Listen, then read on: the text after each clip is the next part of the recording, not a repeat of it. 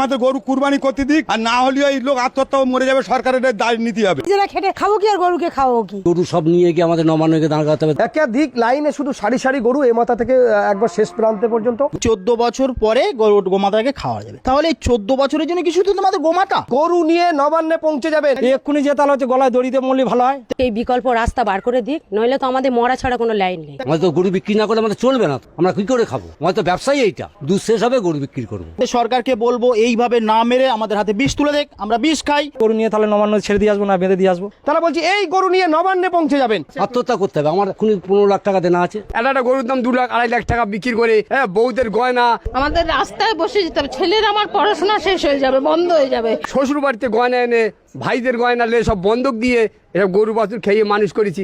এইসব টাকা আমরা কি দেবো? ইন্টারনেটের টাকা লোয়ার এসে 5 লাখ টাকা, এসব টাকা আমরা কমতে দেবো? তাহলে তো আমাদের তো পালাবার ছাড়া আর রাস্তা নেই। আমাদের কোনো বিকল্প নেই। ছেলের আমার কান্নার অবস্থা, মা আমার পড়াশোনা বন্ধ গেলে আমি কি করব?